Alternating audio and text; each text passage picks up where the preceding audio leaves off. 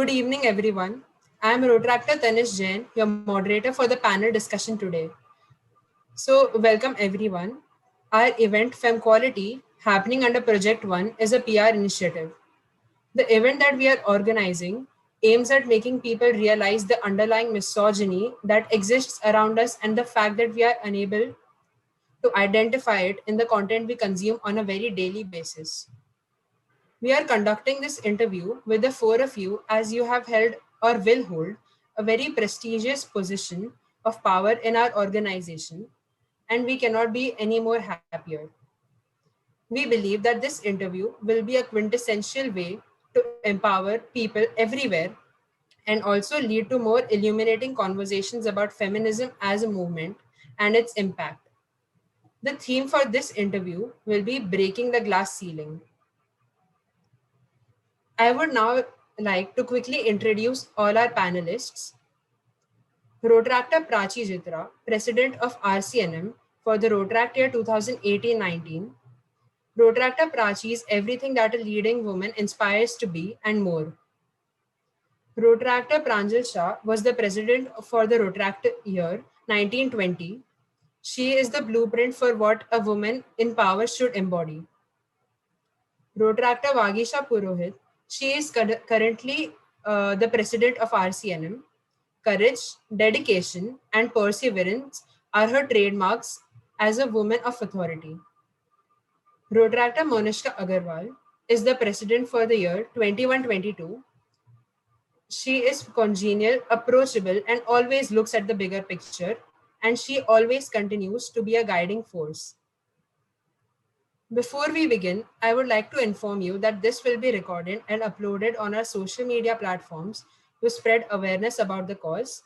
I would also like you all to keep your cameras on at all times. I would now like to brief how this will work. I will ask a question and we would all appreciate if each one of you could answer it sequentially. With your permission, can we please start? Yes, Tanish, go ahead. Yes, go ahead. Thank you. I would like to start off the discussion by asking each one of you what feminism means to you as an individual.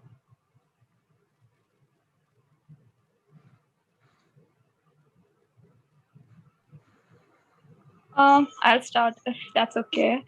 So, Yeah, go ahead. mainly for me, when it comes to feminism, it's just about having the same opportunities that everyone else has. It doesn't have to be just, a man or just like, I feel that feminism as a whole is a movement that needs to be empowering women who are younger for the most part, because those are the people who are most affected by it, because our minds kind of are developing at that point, so we don't really understand what is happening, and we just kind of normalize the behavior that happens with us, and we just kind of get used to it, that yes, what is happening around us is okay. So if we start in making sure that feminism is something that is taught at a grassroots level, we won't have to worry about uh, trying to teach everyone. And I think feminism is a word that many people are just thinking that it's a very big movement, and like a lot of people are just they're extremists, and they just I hate all men and stuff like that. That's a very, very small sector of feminism, but for the most part, most women just want to educate the men in their lives so they can make life a little easier for any women who are going to be around them, or any women who come in contact with the men they have educated, hopefully.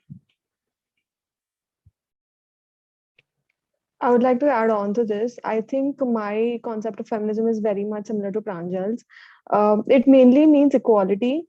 And I think it's got the name feminism because since historical times, women might have not, like they have not gotten equality. And that is why feminism as a word has come up, because they want to create the same opportunities for everyone. And adding to what Pranjal said, it's not, at least in my head, it's not something against men. It's just a way to empower women to kind of try to bring them to the same level, to make them understand that just because of your gender, you shouldn't be discriminated. You shouldn't have some preconceived judgments against you. And same with biases as well. I think that is pretty much what feminism means to me. So I agree with what Pranjal and Prachi mentioned about feminism, and I think my concept is also very much similar to what they just said. Just that to add on to that is something that feminism starts at home. So I think that's what many of the women are doing right now. They're educating their children right from when they are small kids and when they start to understand things going around them. So I think that's what something people are actually taking up, and that is a very good approach towards normalizing all this. Thank you so much, all the three of you. Obviously, my definition revolves around what you said. It is the reality. But for me, it's more of expectations that people have set out of women. If you wouldn't expect a man to work 12 hours a day at home, you should not expect a woman to work 12 hours a day at home. If the same, it's not just about opportunities. Obviously, that's there. We've been oppressed, we've been treated differently, all of that is there. At the same time, equality is in the sense when you expect the same things. If you wouldn't expect a man to stay home and raise 3 kids, you cannot expect a woman to stay home and raise 3 kids. So for me, it's more of expectations, how we are supposed to behave and how they think we should be behaving, and then everything just fits their perspective and their comfort zone, which is not at all giving us anything. It's just oppressing us. So that's them. I am extremely glad to hear all of your point of views of feminism. It is imperative for everyone to have someone they can look up to and identify themselves in. Who was your role model growing up? Which woman in power has inspired you the most and led you to believe that it is possible for you to achieve similar feats and always grow higher?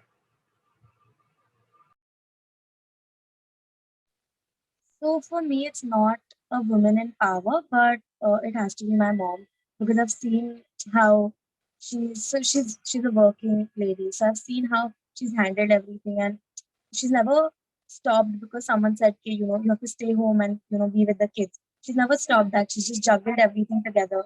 So I think my mom is someone I've looked up to all my life. I think my view is very similar to Monishka's. I was about to say that, like, while growing up, we might not like know a lot of women in power because we're kids and we are more into our own thing. But yeah, I've always seen my mom growing up. She has also struggled a job along with her household activities. She's someone who never sacrificed my own activities, extracurriculars. She always managed her own job, household chores, and my dance classes and all the other classes along with that. And she is also someone who's completed her MSc IT when she was 55 years of age. So that is something that I really look up to. And she just never says no just because she's of a particular age. She still learns dance with me. So I think I always will look up to her as well.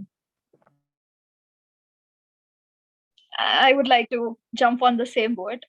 It's just like we are not really educated about feminist idols. Growing up, we never really study about them in school except for maybe Rani Lakshmibai and Indira Gandhi. But for the most part, we don't really know about many women who have done what they have to actually, for us to actually have even this much progress in society. Um, my mother, for the most part, she left her job after she had, after she got married and stuff like that. So it was really important to me to see that her life doesn't end there, that her life doesn't revolve around her kids. Eventually, she moves on and she works on something that is really important to her. So when I was around, in sixth or eighth grade, at that time, she kind of just started up doing everything again, where she started working again and things like that. And it was a huge gap, right? Because I was 12, 13, and she had been married like 7 years before I was born. So that's 20 years of a gap before she started working again. And I just goes to show that even though women have been suppressed, there's not a lot of forces that can suppress them. And of course, like growing up, I met a lot of people in my school, especially women, who were really smart, and they were really like, they were very different from me, and they understood what was going on, and they educated me a lot. So there was one of my friends in school who was a huge influence on me. She actually made me think about what was happening and not just accept it for what it is, right? That ye to hota hi hai. That's not the kind of mentality I want, and I don't want to let that mentality stew in my friends as well. That I want all of them to question the things, like, just because you're a girl does not mean you cannot go for this trip, or that you cannot go for this job promotion, whatever. Ask for it. And once you get a justification, if it's fair, then okay. But if it is not, fight for your right. That's what I believe in.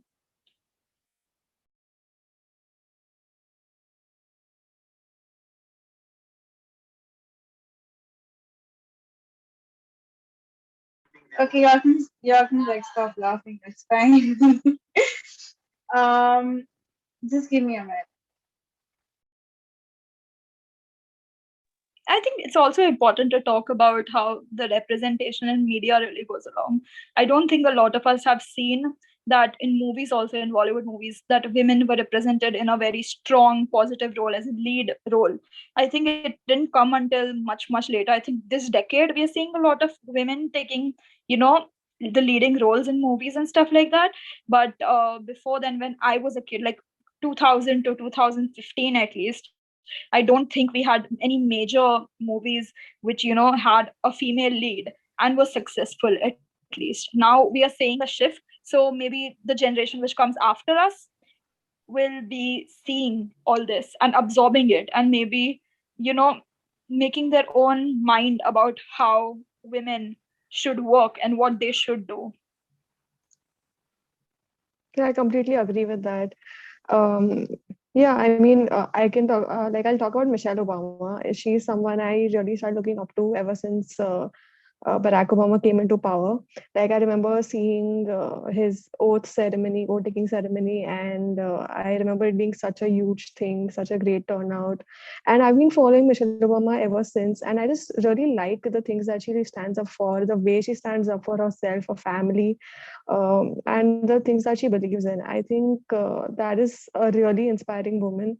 And I've always been like, I listen to her interviews. I still go back to her old interviews because I just like to hear her confident self and the things that she says.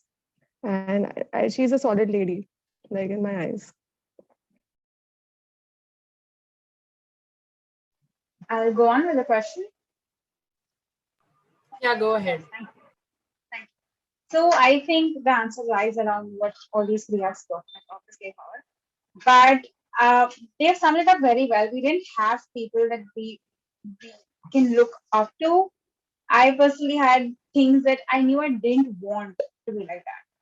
It's all the things that were supposed to be checked out from who I should be as a person. So that is something that has summed up to the things and the choices that we're making today.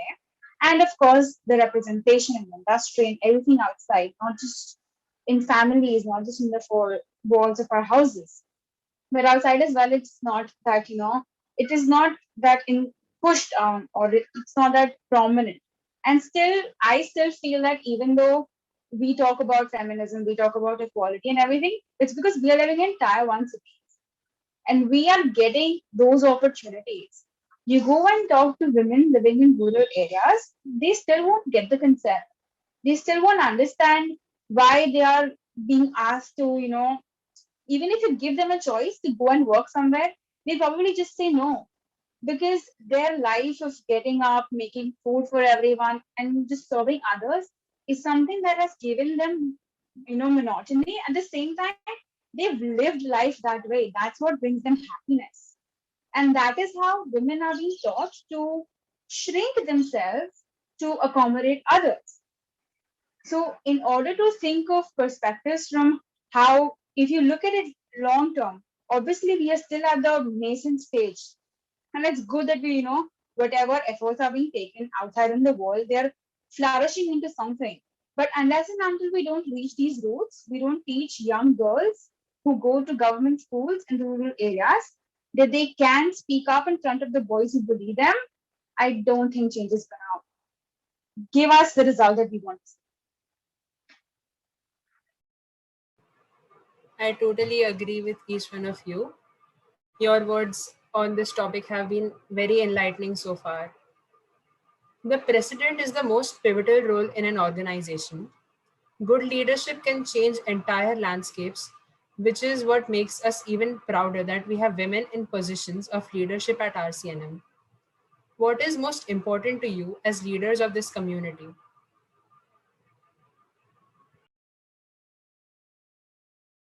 Uh, okay, so for me, it was very important that we had like a good divide of a mix of people. I didn't really go with the notion that I only want a whole female group and stuff like that. It was not the way it's supposed to be. It's just that, again, equal opportunity, not bashing men. And it became very important to me to make sure that women felt that their voices were heard, because sometimes it's so unconscious that even when a man is speaking, you just quiet down. If they're cutting you, you let them. And it's just it's something that has been very unconscious, and we it's a bias that we've all kind of fought to rise up against. And in my year, it was mainly that I also knew that we were not just going to be dealing with my team, right? We had several stakeholders, and I knew for a fact that the sexism and the issues that were coming into RCNM relating to just the sexism didn't come from the club always. It was mostly the authorities in college, in Rotary, in the district, everywhere. And so for me, it became very important to ensure that I was not a person who was just listening to that. I tried to make sure that if there was even a subtle hint of sexism, I would call it out in a way. But for the most part, it's just sometimes even we come with a mentality that I don't need to deal with this right now. I don't want to deal with it. Let it just happen. I don't want to argue with someone. Maybe they won't listen to me, or they'll just think, okay, I've come here for a fight. But I've seen the difference, right? Because I have been in the club for, at this point, 5 years.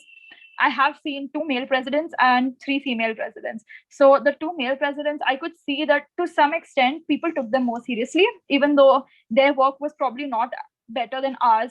We might have the same level of, uh, dedication and extreme, hard work that we put into the club. But at the same time, they were not as they were not questioned about each and every decision they took. For the women, they have to answer for everything, that why did you do this, why did you do that. And at the same time, the college and everyone else just don't realize that they're doing this, because like it's an unconscious bias they have, that women don't know what they're doing. They're just emotional beings that don't think, they just do. And that's the mentality I tried to change. We were successful in some aspects of it, because even Prachi had put a good blueprint down, right? So I had to just walk the path. But it's not always as easy as people make it seem, that everyone keeps on thinking that as a female president it's not going to be much different. But it is very different. You have to cross maybe 100 more hurdles to get the same amount of work done that your male counterparts would.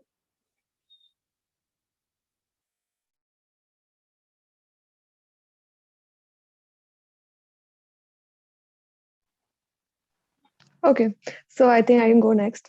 Talking about my tenure, I think I had a lot of I was so honestly speaking, I was not very confident when my year started, because I was just new to this presidentship and everything. So I think I got a really great bunch of seniors who were always there for me no matter what. And honestly, they never made me feel that just because I was a girl that I would be taken any less seriously. Like even when it came to my core, most of my core was made of girls, and they were pretty stern and pretty like not exactly stern, but they were really accountable for whatever they were given. They led really good teams. They did their work well, and I think in my entire year, at least, I never felt that people took me less seriously because I was a girl. At least talking about my team, I think I got a lot of respect, and I really owe that to my team a lot. I just felt that they really always accepted me for who I was, and they were always supportive of what I did. And obviously, a huge part was played by my seniors and my core team, because if they would not have done this, laid down the path, the team would not have followed. But I think I was really lucky to be covered by all these wonderful people that I had in my year. And I never really felt that I'm a girl president. I just felt like a normal president. So yeah. I'd like to add something on just to Prachi's point. Like, as she mentioned, some of the seniors were very supportive, and I have to thank them because for some reason, even though they might not have seen it, they gave me a lot of confidence that they never viewed me as a girl. They viewed me as a leader. So they always encouraged me to go for whatever I wanted to. And even when, like, I remember when I was a DE in Janesh's year, I wanted to do a project, and he was just kind of throwing questions at me, and I would answer it so quickly, and he was like very awestruck in a way. And then when he said we can't do this project, and I kept on arguing over and over again, and he was like, just kar le tu, teko karna hai to kar le, just let it go now. And I think to some extent he saw the persistence, and he kind of let me do my thing. And not just then, since then every single leader who has been in the club has helped me kind of be who I am. I became more and more confident going throughout my journey in RCNM, and I owe RCNM a lot because of that. But I think sometimes men are allies without even realizing it. They want to help us out, and I'm really glad that I was able to meet a few of them so early on in my college life. And I probably wouldn't have become a president if it wasn't for them as well. So I think we also owe NM College a lot to this, because I think the overall mentality of the people that I came across, or I think all of us came across in NM, were mainly people who really had broad mindsets, and they didn't really, have some small prejudices or judgments. They just viewed a human as a human, not really differentiating them as in terms of gender. So I think we're really lucky to be a part of NM College, and obviously RCNM as well. Okay, I think we've summed up all the points that I thought that I'll say, and all of them are correct, obviously. I think when you are at a position like this, it's not about your gender, it's about the people you have around you. Like for me as well, I had people who, irrespective of who I am, were pushing me to do better and be better every day. One thing that I think uh, could be a problem is that we as women have always been um, expected to be soft, right? And then when you see women, you see some women in leadership positions, and then they might try to show their dominance in a different way. Now, this is something that some people might not be able to accept directly. For me, it was kind of different. I believed in the fact that if you're not vulnerable or if you're not empathetic, you cannot be a leader. You cannot be at a position where people will work for you without having any expectations of having something in return. So for me, it was more of telling or proving that even though I am a woman, and even though adjectives that have been associated with me include being soft, being kind, being empathetic, they are not bad. They are something every leader should have, irrespective of their gender. So I think that was something that I wanted to really carve in a stone, for that matter, in my year. That kindness, empathy, being soft are not adjectives associated to women. They are associated to a better leader and a better human. So that was something I would say is my take on what you asked. So for me, given that my year has not started, I'll just speak about how my journey has been considering the question. So the three presidents sitting here, I've seen these three as the leaders. Uh, it's only been 3 years since I joined the club. So I've always seen, I've always looked up to them in a way that the way they lead and the way that they set an example, because I've seen all three of them lead in a very different manner. So that's how I developed myself. Because I was like, I took up something from Prachi, I took up something from Pranjal, I took up something from Vagisha. That's how I started creating a sense of a true leader in my head, because I was like, okay, this is something that I want my leader to have. So this is something that I will have. So that's how I created it. Again, coming back to the whole gender thing, I don't believe that if you're a leader, you should look at, to having genders in your clubs, but you should look at them as people who are there as your team. So you shouldn't look at them as male or female. You should just look at them as your team and like treat them equally. Again, to what all three of them mentioned. I am overwhelmed by hearing your words of empowerment. As we all can agree that we are privileged, so I want to ask you if you have done anything to promote feminism outside RCNM.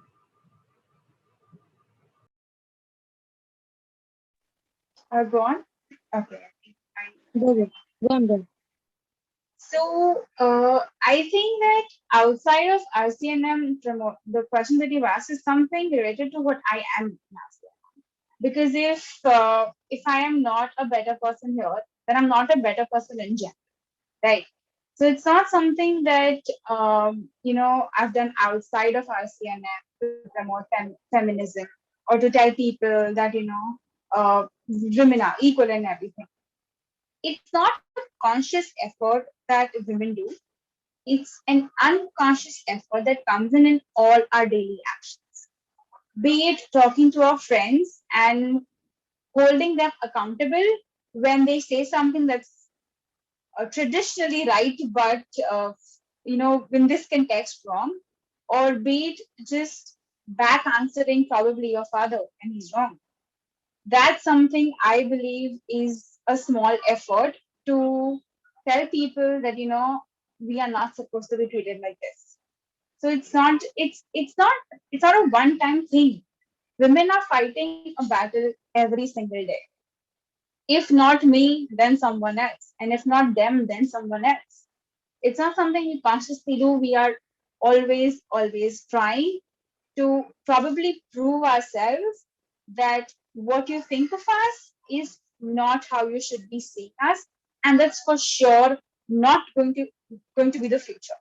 So I think it's our actions every single day telling people that this is not how it works. I would like to add on to what Vagisha said. I feel a lot of people around us, or even some childhood friends that I've had, kind of unconsciously have these biases that I'll take an example that women can drive well, for example. So I've always tried to make them understand, to question them whether how this bias actually came into being. I've driven them around in my car to just tell them that no, it is not true. And just giving just a small example, but yeah, I think all of us have always tried to set people right whenever they made such stupid assumptions. And I think these are the small steps that actually I mean, people might make fun of you at some point, but eventually they do realize that these assumptions are the reasons why someone might judge them one day, because the society is no longer accepting these assumptions as something funny, or because it's not funny, when you make certain sexist jokes, it's not funny. So I've tried to like, whenever maybe if I came across someone who made such jokes or who made some assumptions, I try to question them and I try to make them realize that what they're saying is not actually right. And secondly, I feel going forward, I would like to ensure that I fulfill my ambitions. I work well towards my goals, do well in my career, complete all my educational goals that I have for myself. And I think that would somehow maybe change the way people think about girls that I surround with. I mean, I have a manager who's a woman. I've got so many people in my team who are women, and I look up to them, and I feel really great because these are the people who actually kind of give me confidence that yeah, you can have a career and a life no matter what your gender is. So I aim to be one of them one day.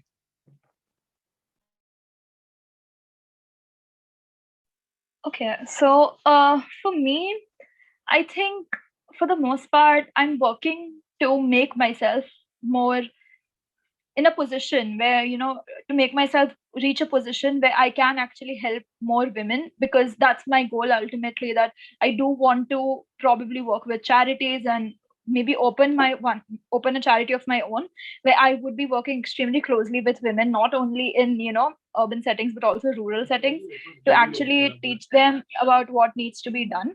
Then I would also like to emphasize that always questioning the things that you deem unfair is a good thing, right? And I think that's a big part of your impact, that if you're always questioning things that you think are unfair, and even if maybe they're not, at least you know the reason that why you were wrong, and you can help yourself improve and maybe question the things that are correct next time. And it's important to always be inquisitive. And as a woman, if you feel that something is happening that is unfair to you, just ask. What's the most they'll say? Ke, kya galat ho raha hai? Bolna tu. Because I've heard that also happening to me. Ke, why, what do you think is not equal over here? Tell me. I will. And I told them that I feel these things are not the same privileges that a man has. And like, I just want to be equal. Is that too much to ask? But still, it's like a long journey. It's not going to be covered in a single day, or even like this lifetime perhaps. But I'm hoping that at least all of us here take one step forward, so that the generations that are to come, they finish the gap that we tried to fill. So as for me, I agree. So it's like right now, there's nothing you do exclusively to work for feminism, but the small things that you do in your daily lives are something that are working up to it. But my goal, that my future career is something that will help me contribute towards it, that will help me raise awareness. So right now, what I aim to do is complete my goal and then work on this, so that when I'm in position of power, it comes out a little more strong than where I am right now.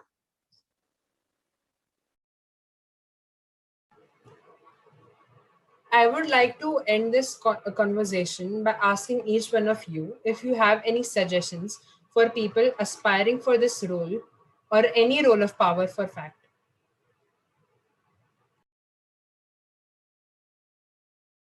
Okay. I would just like to say that don't feel like, don't always look at yourself as to consider yourself to be at a disadvantage, that just because I'm a woman, I'm not going to have the consideration that someone else will. Everyone is always going to have the same consideration, and always think that. Otherwise, before your interview starts, or before you apply, you'll give up. And that's something that we all know to be a grave mistake. Never give up before you ever start, right? So just whatever you want to do, like, never think that as a woman you won't be considered. Like, in some cases that might be true, but at least in RCNM it's not. And I've witnessed it, luckily, like 4 female presidents. That's quite a lot, right? And other than that also, it's like, we see it, that in right now, in the position that we are in NM college in Mumbai, that we are given the equal opportunities that we want. Of course, the unconscious biases are something that would eventually, need to be addressed, but we have made a huge progress as such. And I think we should acknowledge that as well, that not all of us are hopeless. We all did try, and we all have seen change. So I think, before, like, if you ever want to apply to be the president of anything, the club, or even outside the club, if you want to work and you want to get a promotion, apply for it. What's the most that can happen? They'll reject you, but at least you tried. So you know that, you, whatever happened, they judged you on your ability and not on your gender. I would just like to say that whatever you do, just give your honest effort. No matter what, just ensure that you're giving your 100%, you're giving all the hard work, you're upgrading yourself to the required skills, and just be very open with whenever you have your interview or anything. Just ensure that if a particular role is suited for you, you tell them that, yeah, I have these qualifications, I have worked on this, and this is the reason why you should take me. I don't see a reason why people would not take you after that, because if you really give your genuine effort, I don't really think that would be a big issue right now. So yeah. I think my answer is again similar to them. What was the one thing that I would say is everything that you think is bringing you down are the things that will bring you back up. If you think that you are being someone who's soft or who always operates from an emotional space, those are probably your strengths and those are not your weaknesses, especially when you bring gender into perspective, especially when you think of women as someone who've always been at home or something of that sort, all those prejudices that people have with respect to women working, with respect to women just being women, are all the things that will probably bring you back up if you've fallen down. And if you've not realized it until now, then it's a good time to probably look at it, because those are not the things that will keep you back or anything of that sort, unless and until you choose that everything that you're doing is your own conscious choice, irrespective of the prejudices that people have around you. So, be it your gender, be it anything, understand the fact that it's not the world around you is a sum of your own choices. No one is making them for you. So, the world you want to be in will be a sum of choices you're making today. So, that's it. So I think my answer is also going to be in lines of what everyone here mentioned. Just that we have to realize that whatever we are thinking that will happen us is something that is built in our minds ourselves. We've built that reality for ourselves. And that is something that we need to break. Obviously, that comes from the teachings that we've gotten since we were kids, or something that we've seen since we were growing up. But it is something that we personally need to break in order to break through and do something for ourselves.